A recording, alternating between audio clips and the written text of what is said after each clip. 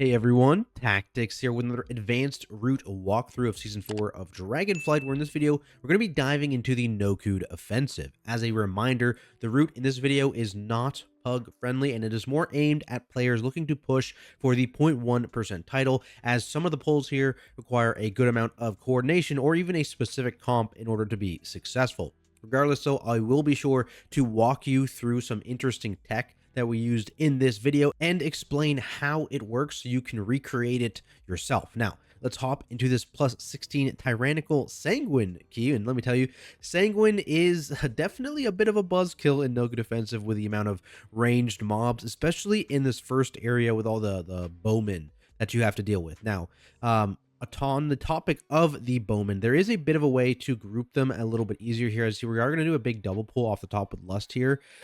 This may get a bit dangerous on higher fortified keys. Potentially, you may want to do this pack and then chain into this pack when you've killed all the bowmen here, just because a lot of the random damage from the bowmen can be pretty scary on these keys. And the reason why I'm talking about the bowmen and not the war spears is because we are going to handle that mechanic in a second here. Group this pack, I'm just waiting for these guys to patrol kind of close to each other, and then I walk in here, can use chains to get things together. We have one guy on the outside. We use a knockback to get that guy in. This guy is actually bugged out in the ground. We're not sure how that happened. It might have been aggroed onto our Resto Druid, but as you can see here, there's a pole right here, and our Resto Druid is on top of that pole. You can use regular flying mounts, not the dragon riding mount, any other regular flying mount to get up on here. It's a bit finicky, but it is doable. And what that does basically is, assuming this person is the furthest player, which just means your rest of the range should come in a little bit, the war spears are not going to do their charge. So those are just completely gone. You don't need to worry about it, which means at this pull, the only scary thing are all of these shoots basically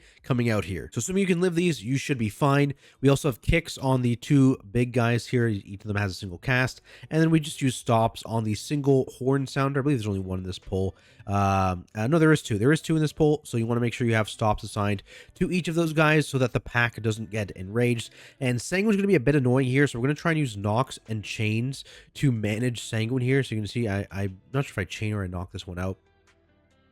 Yeah, there's a chains out of this sanguine puddle there. Probably could have done it a bit sooner. And then the evoker is positioning to do a knockback, I believe, whereas I'm now moving to try and get these beastmasters and these melee guys out of that sanguine puddle and keeping them away from the stack of longbowmen we have here, just because we don't want the melee guys who I can control to drop sanguine on the ranged guys that I can't control. And so now basically the goal is to cleave the rest of these guys down. Again, we have this longbowman here doing weird things in the ground.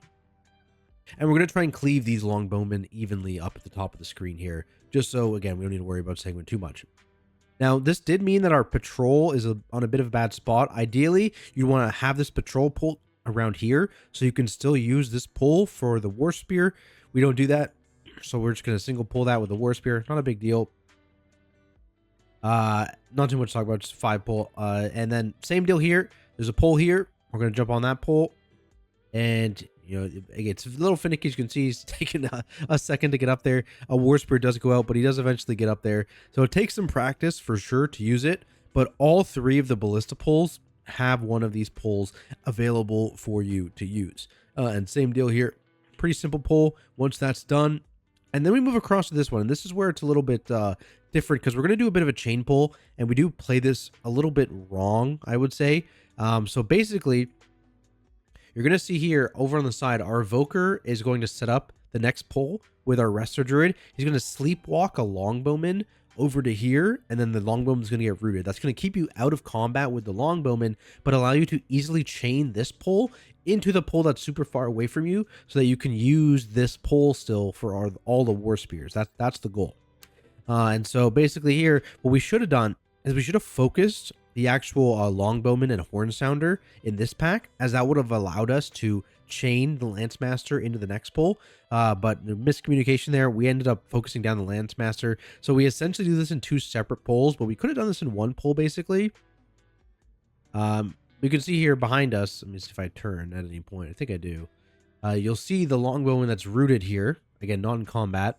And then to actually get this pack pulled, I'm going to walk into the longbowman to trigger aggro on the entire pack. And then once the other longbowman in the other pack, because there are 2, you have 2 options basically. He's going to sleepwalk it, I believe, to get it a little bit closer, because it would have stopped running about there. Sleepwalks it. We could have also used Priest Mind Control to get the second one in. So as long as the first one's in, this is close enough for the actual pillar to be used on these War Spears. And now I can group up these packs. Now, I probably shouldn't have done that because that change was instantly into a mob dying. So a little unfortunate on the timing there. Should have probably waited until after that first mob died to do the change. That would have saved us a knockback for later, but not the end of the world here. And again, ideally, we would have done this a little bit faster as we would have focused the longbowman instead of the actual big mini boss instead. And that would have allowed us to chain into this pull just a bit faster, which is probably more ideal, saves you a little bit more time. Now, we did try out a bit of a new strategy on this boss. So I think this first one's a wipe because, yeah, our druid just didn't have mass entangle. So this, let me fast forward to the actual pull of the boss. Here we go. Where our druid respecs. And so basically what we're going to do now is we're going to pull Granyth off into one of these ballistas because basically the whole goal here is to not kill a single ad, because ever putting damage into an ad is just a waste of boss damage that could allow you to kill the boss faster. So our goal here is to kill 0 saboteurs, or at least focus 0 saboteurs. It doesn't matter if we passively cleave one, but we never want to directly focus them. And so to do that, what we want to do is CC all of them, and how we can do that is in the middle of the room. You can use entangling roots and mass entangle because there's about 30 seconds between each boss phase, so of the summoning of an ad kind of deal. So that gives you time to mass entangle, or potentially use other tools to buy you time to mass entangle, that kind of thing. So basically what we'll do is we'll pull straight to one lance. It doesn't really matter which one. We did this one. You can see the rest of the party is in the middle of the room because the healer's going to be off doing some running now, and they want to be in range of your party, so they need to be there. And basically you see this guy coming in the middle. He's going to get rooted. And then we're going to, go on our way. Shards of Stone, by the way, on this boss fight, you basically need to have a defensive for like every single one. So we had Mage Barrier there, and we're just going to continue to rotate through defensives and personals on these Shards of Stone cast here. Looks like the first lance isn't quite fast enough, by the way, to actually get the cancel. But other than that, on the second plus ballista, you can get the cancel off. You'll also notice I clicked this one. That is because we pulled the boss to this one. Whichever one you pull the boss to, that is the tanks. These two are going to be the healers in this strategy. Now you see, we have 4 seconds on mass entangle, and that saboteur is running in. And so what you can do here is when this mob gets close, you can either use a single entangling roots, you could drop Ursouls, or you can call for other CC help from people until you have mass entangle back, which is in 4 seconds, and then just recast it there. I don't know. He might just wait for mass entangle. Okay, you just wait. Okay, so yes, that's the mistake there. What we probably should have done is cast a regular entangling roots on this mob. This is also our first time doing this, so we're gonna make some mistakes here. But we probably should have done regular entangling roots on the saboteur when it was about here, and then as soon as mass entangle is done, you spam mass entangle on this guy. And that'll re-mass entangle them both, and that's the play here. This is not a big deal, because this guy is just going to be cleaved down. It doesn't matter if he casts Dismantle on this Dragon Killer Lance, because we have so much time. We have basically 2 full Dragon Lances to cleave this guy down. And so what you're going to see is the DPS are focusing the boss here, and they're just passively cleaving the Saboteur. So not a huge deal, but again, we could have made sure this guy was rooted around there. And again, first time doing this, I think we would have skipped this Shards of Stone as well. But healer's still getting sorted. It's takes some getting used to for sure. It's a much different strategy compared to what you normally would do. And then same deal. The next one spawns. Actually, can I see the timer on it? I don't know if I can actually see the timer on it, but it's the same kind of deal, right? Like you would use an individual root once it got close to the pack, and then as soon as mass entangles back, you rip mass entangle, and you just keep doing that over and over and over again.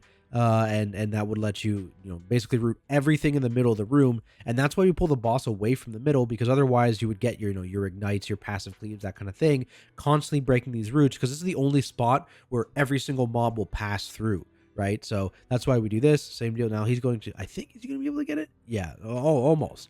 So careful with this, because you're going to have to basically instant click these ballistas. So your healer is doing a ton of running around here, which is a lot.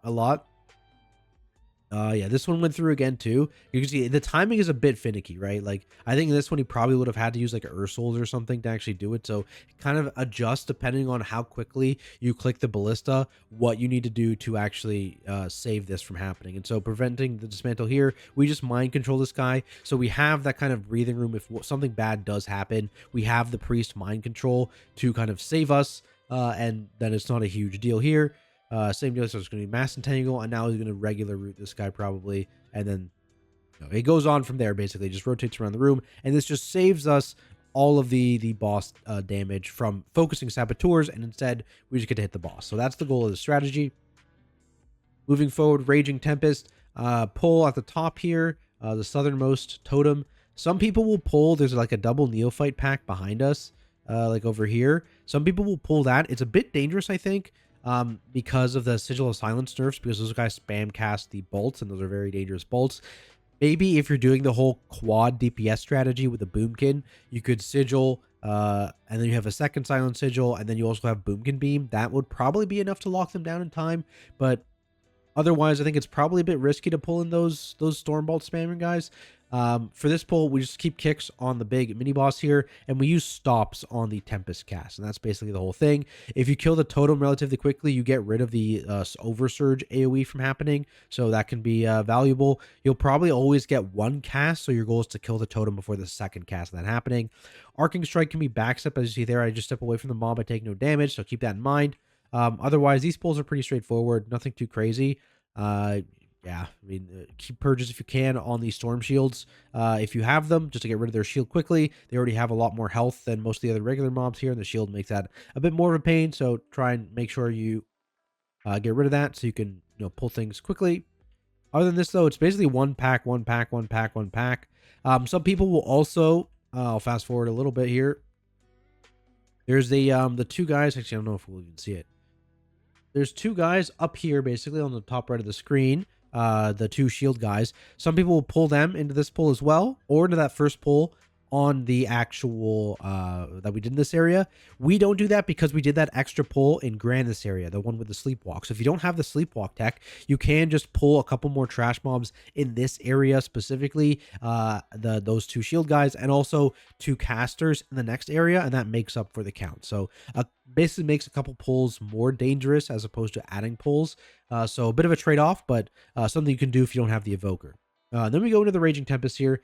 And this is a tough boss for sure. Now, our lust timing was weird because we did that full wipe on Granyth, and we had to wait for our druid to change talent. So we lusted the first pull this area. Normally, you would be here quick enough that you would get lust up, and you would only have to hold it for like a minute or two to use it on this boss. And where I'd recommend using it is on the first intermission. But again, we just ripped it because we were so late anyways. So something to keep in mind. It'll be a little bit easier for you. And basically, remember, we are playing with this Kodo patrolling around us. You can't play too far back in the arena, but that's fine anyways. You kind of want to be pushed in a little bit because for the intermission at least, you want to try and be in our Resto Druid's efflorescence for the DPS players anyway. So they'll see them collapse a little bit during the intermission, but generally just be aware of where this guy's patrolling. We'll call out who it's behind, etc., as we see it coming around. And it's really only a problem during the lightning strikes specifically. Now, getting into the boss fight itself, pretty straightforward. You're trying to roll your buff through the entire duration of the boss fight. That is a little finicky. I went over this in my hardest bosses video, but basically, you need to soak one right as late as possible during the storm. For this is exceptionally scary, actually. So a lot of classes are going to need to pop a defensive or have some defensive up for literally every single one of these lightning strikes. So, I mean, I don't think this is just defensives, I believe. Boom. That's how low everyone drops on a 16, right? And that's just with... I think he did scales just before that happened, so maybe that was with scales. But it's scary. It's very, very scary. So you need to make sure, again, you have defensive sorted out to survive each of those, and then you use healing throughput and other raid CDs to actually survive the intermission. But we're going to use things like Barrier and Zephyr, I believe, on the actual hits like that, the lightning storm hits, as opposed to the electrical storm, and we're going to rely on healer throughput. You see here, the efflorescence is placed on the center of the boss, so people can all step into wherever they need to be to soak their orb late, and they can still be in the efflorescence. So that's why we place it there. See everyone stepping into it. And we're basically just trying to soak these orbs as late as possible. Everyone's going to get an orb assigned here, so the dragon's probably going to move over here and get that late orb, so I'm going to get this late orb. And you can see everyone who got that orb late there, the storm is done. We still have 15 seconds, and the next orbs are going to be coming out shortly here. So we're going to be able to roll our buffs, all of us. Now, this is actually more stacks than I would have wanted to get in the first round. Usually, I'd want someone else to get more stacks than me, just kind of how the spawns worked out, and there weren't people coming to take my orbs as they usually do. So as a tank, you're the lowest priority on these orb soaks, so something to be aware of there. But to actually get these orb soaks, especially as a tank, it's a little scary because I'm gonna have to jump out to make sure I get this in time, and I pop a defensive accordingly. I fiery brand this, and I was actually slow, so I should have actually probably jumped back in with Fellblade, just because I take two of the Windburst hits here. I should have Fellbladed back in. That would have been better, because that almost kills me, but not quite, so we're good. And basically, that's the only scary one you jump out for, because that's what you need to extend. And now for the rest of the phase, as long as you get, one per spawn, you're kind of good, and you can continue your roll for the rest of the fight. Actually, one every other spawn even, because I didn't get one that spawn, and I'm still fine. So that's something to keep in mind. Other than that, purges for the energy surge. We have like 3 purges in our group, so as long as someone is purging. Something to be aware of, it is actually a bit of a pain, which we discovered here, for the Shadow Priest to be doing the purging on this fight, because of the amount of times he has to be using Flash and Fade to actually survive these hits. He runs out of mana if he's doing only all the purges. So if you have a Shadow Priest and you have another purge available, try and have the other purge be doing that stuff, just because the Shadow Priest has to spend mana to actually survive this boss fight. Other than that, everything but the first electrical storm, beyond the first electrical storms, or it should be easier, because that's when their healer is the least stacked up. At this storm, everyone should be like 10 stacks, so it's not a huge deal usually. And again, we are kind of holding defensives here. You see the defensives are mostly used on the other lightning strikes. They were previously used already. We're holding on to our scales and things like that. I think we used Vamp in the first one, so you can alternate using Vamp or Nature's Vigil, that kind of thing, for those, if you have those DPS classes, Ancestral Guidance, whatever it is. And then otherwise, it's just kind of rinse and repeat from here. Again, 2 seconds left, leap out, get the thing, extend, and I only take 1 hit this time. So that's the whole story. Try and extend as much as possible. But now let's go. This is a long boss fight. A little bit too far. We're going to the southernmost mound, which is the mound on its own on the left. If you're coming in, we go to the left. And we do this because there's no birds in this pack, and the plan is to pull the patrolling birds, which I do a little quick look to find them, see them over there. I'm like, okay, there they are. Wait for the rest of my team to fly in.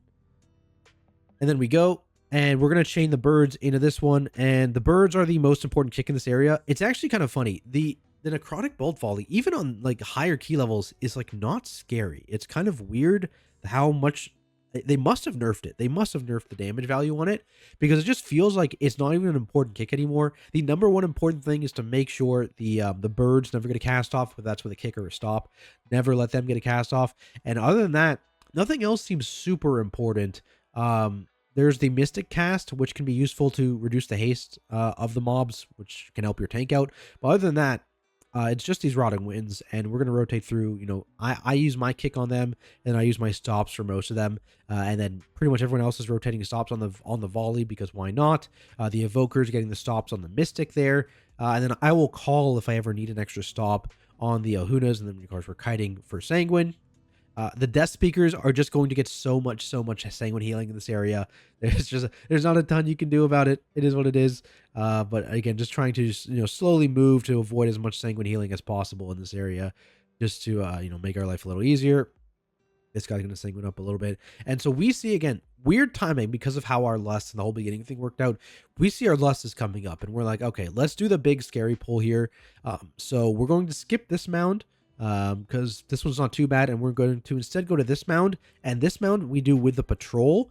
We have a bad patrol. It's over there, and so it's going to take a little bit to get to us. So I'm going to pull this pack downwards, and we're going to pop Lust and CDs, and they know we're not going to do stuff instantly, so they hold their CDs for a little bit here for Lust.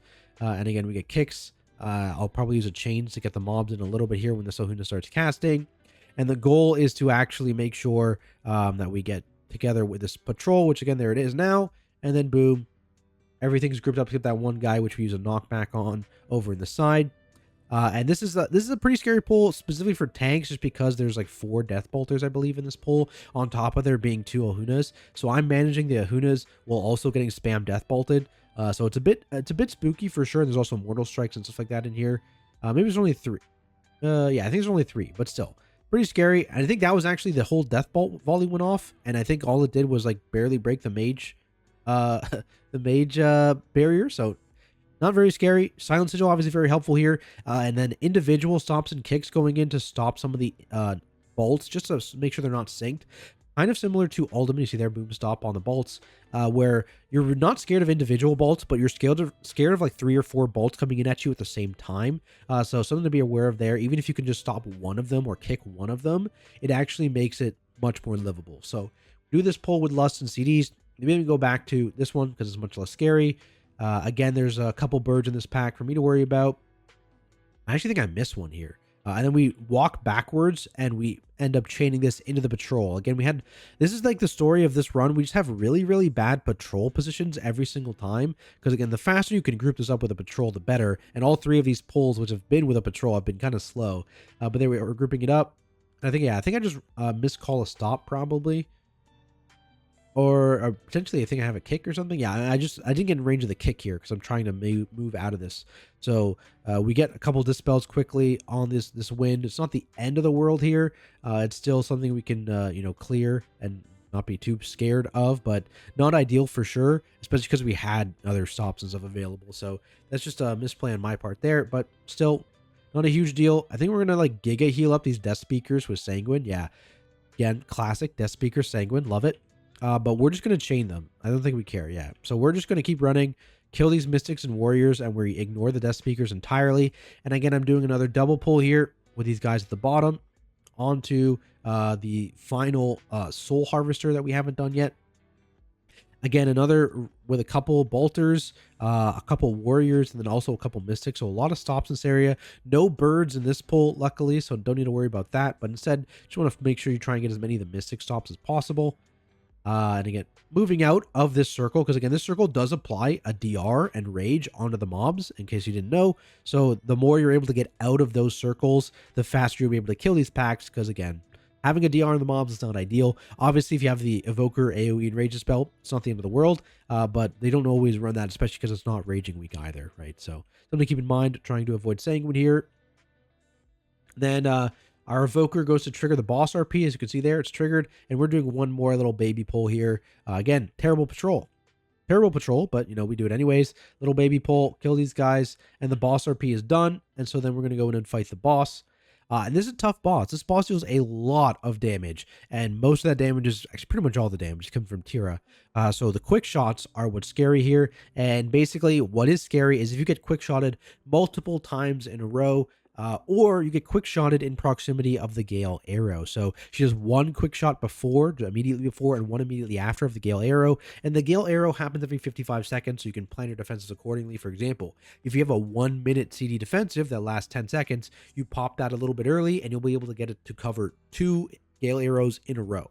So that kind of thing is something you need to think about with your defensive usage. You always want to have a plan for those Gale Arrows, and that does include things like Raid CDs. Obviously, Mage Barrier will work, but it's not an AoE. It's a single target ability on each player. So things like Zephyr do not actually mitigate Gale Arrows. So keep that in mind. Gale Arrow also, again, it does an AoE, so you can fully stack up here, and that actually makes dodging the tornadoes much easier. You can see there the quick shot went out right before the Gale Arrow. Gale Arrow is going to go out, and then she's going to quick shot again right out of it. So that's the scariest point for whoever gets picked. And you can see all the tornadoes together, they all go out, and this makes it much easier to avoid them coming in. As long as you just basically move away from your initial spot, you can see everyone moves away slightly, and now they all converge to that original spot they were on. Very easy to just avoid all the tornadoes. So that's why stacking is the easiest thing. The other thing here, Repel is going to get cast. We're not going to interrupt it because as long as the boss is channeling Repel, she's not quick shotting. So you get to avoid, I think it's like 2 or 3 quick shots by letting Repel cast fully. So that it gives you a bit of a breather. And then you should see here, the knockback, it's just the initial one is big. The other one is just a very soft knockback, and especially if you have a lot of range or if you have melee with a gap closer, it's really not a big deal. So we kind of just let that channel and, avoid the earthquake lines. The big thing is try and watch the puddles, because the puddles from that earth splitter do hurt a lot. So be aware of that as well. In terms of tank stuff, you're managing brutalizes. So every time after the earth splitter happens, you're going to eat 2 brutalizes as the Gale Arrow is coming out. The tank isn't targeted by Gale Arrow, but you are going to get hit by 2 of those brutalizes, right? So you do want to make sure you have a good defensive. Fiery Brand is what I use here. And because again, 55 seconds apart, So you can get Firebrand if you do it a little bit early the first time. You can get coverage for 2 of those, and you can use them like meta or whatever. Even I think a Feldev, if you cast it right as the first Brutalize is happening, you'll have meta potentially for the next Brutalize as well. So make sure you have some sort of defensive plan for every single Brutalize, especially on these higher Tyrannical keys, because it will start to hurt a lot. So keep that in mind. Otherwise, this fight is all rinse and repeat. Again, defensive plans need to be on those Gale Arrows. There is a weak aura, I think, that some people are using that does the targeted spells weak aura. It's also very, very useful on Teera if you're a DPS player or a healer for the quick shot, just to notify you. I think it makes a sound like a raindrop or something when you're getting shot, especially if you get shot multiple times, to let you know when to use one of, if you have a spare defensive or raid CD or something like that, to just help survive that, or a health potion specifically too, can be very, very useful if Teera just decides she's going to shoot you 4 times in a row, for example. So something to be aware of. Pretty good weak aura to pick up there. I think it's just like spells targeting targeted spells or something like that. That is the name of the weak aura. So that is it though. I think it's all, this whole boss fight is managing surviving Gale Arrows and then not getting murdered by multiple quick shots in a row. That is pretty much this whole boss fight. So that is that. And you can see here we have 91%. So we are going to do one more pull before the last boss. This is the classic, last boss fly spot. I'll show you guys here, just to let you skip walking through the keep, of course. Again, I highlight this one, and I think in my NOKHUD guide, so you fly straight here, just anywhere on this cliff you can get on. And we're going to do a nice little pull right here with this patrolling pack here and the 2 guards outside. So it requires 3 kicks. They can be range kicks. They don't need to be melee kicks. So we assign 1 person to each defender here. And then we have stops assigned to the Thunderfist. Now be careful. You see here, the mage trying to run through to get to the other side. These guys do frontal. All 3 of these big guys do frontal, like the guys at the beginning of the dungeon. So be aware of that. I'm going to start moving straight backwards towards the boss room, and that's basically what I'm going to be doing. And we're going to just use stops to prevent the thunder from going off, because again, that's a big tank stun. You don't like that. And then we just have a kick assigned to each of the 3 defenders, and it's a pretty honestly straightforward, easy, not too dangerous pull. There is 1 war spear, so you have to 2 war spears, sorry, so you do actually have to deal with them. You can use stops, so you can use AoE stops to prevent them from going mid cast. You can also use things like Ursa's Vortex that will jump them back mid charge. Anything like that will prevent them from doing their bleed. I'm sure maybe someone will come up with a pole to stand on too, to make these guys easier to deal with also, or you can dwarf or bleed cleanse it off as well. But that is pretty much this whole pull. Again, not too dangerous, so just keep kiting towards the boss room, trying to move these guys away for Sanguine, big chains.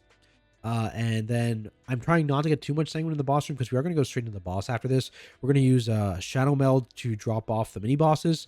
And that can be done with Shadow Meld or any Invis or combat drop. So Feign Death, Vanish, Invis from the Mage. Anything works here. So we have our Druid going over. He's going to take them. And then I think it his Trinket proc, so we had to wait a second here. And then he does end up dropping combat. And we're over here by the Rock.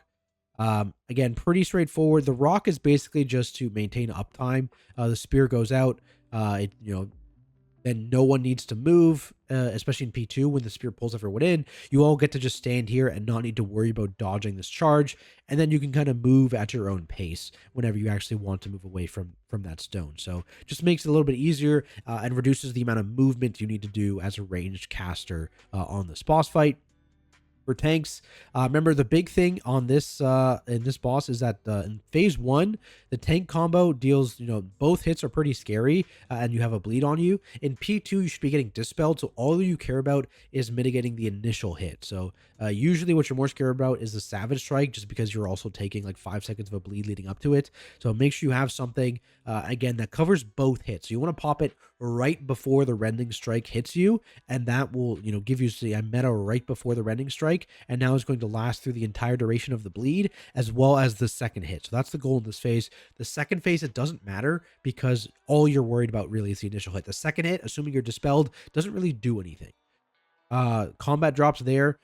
We have the Mage Invis that one. If you have, because it's so early in the fight, he'll get Invis back for the next phase. But if it's getting close to the phase transition, I wouldn't recommend using your AoE, or your combat drops rather, your Shadow Melds or your Invises or anything like that on this boss fight in P1 because the spears aren't super scary, right? Use a personal, yes, but don't do a combat drop in P1 because you'd much rather do a combat drop in P2. It just makes it so much easier if you just avoid that entire combo. It's a lot of damage mitigation. Speaking of that phase, we are getting to the intermission soon here, so let's fast forward a little bit. 60% is when the transition happens.